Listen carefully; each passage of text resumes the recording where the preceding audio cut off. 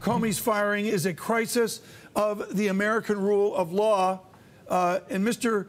Feldman says Comey's act of politicization, doesn't justify Trump's decision to make the firing of the FBI director into a political act. It's a classic case of two wrongs not making a right. Noah, good morning. What will we see moving forward here? What will you be watching as a legal pro?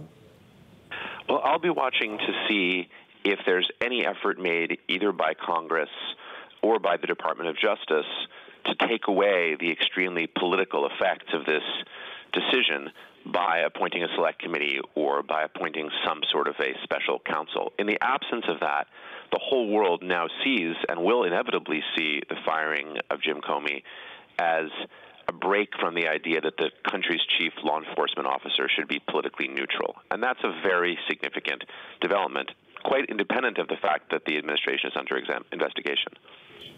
I found it interesting that right after this news broke, CNN reported that the Arlington district of the Eastern District, rather, of that court finally is going to do some grand jury investigations of the Russian affairs. Were you surprised by that these two stories are linked, or was that just happenstance? Well, it's impossible to know. I am not surprised that the investigation is going forward with the subpoenas. That makes perfect sense to me. And it's also not surprising that eventually the news media got hold of that story and that it's come out. I think it's more likely that the timing here was intended to change the subject from Sally Yates's testimony before Congress the other day. And I think getting rid of Jim Comey was a very effective way to do that. It has, in fact, changed the story. No, good morning, Guy.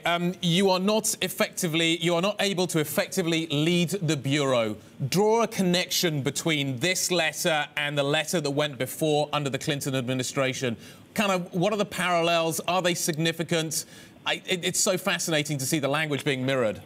It is pretty fascinating. So here's the background. Only one FBI director has ever been fired by a president before, and that was FBI Director William Sessions, who had been appointed by Reagan and then was fired by Bill Clinton after a Department of Justice investigation showed a series of acts of corruption, including use of private FBI planes to visit friends and relatives. Now, in the letter that Bill Clinton used to fire that director of the FBI, Clinton said that that person could no longer effectively lead the Bureau. That was the language. And in Trump's letter to Comey, he wrote, "You are not able to effectively lead the Bureau." So that language is not a coincidence or an accident. It's an attempt by the Trump administration to suggest that if Bill Clinton could fire an FBI director, they can.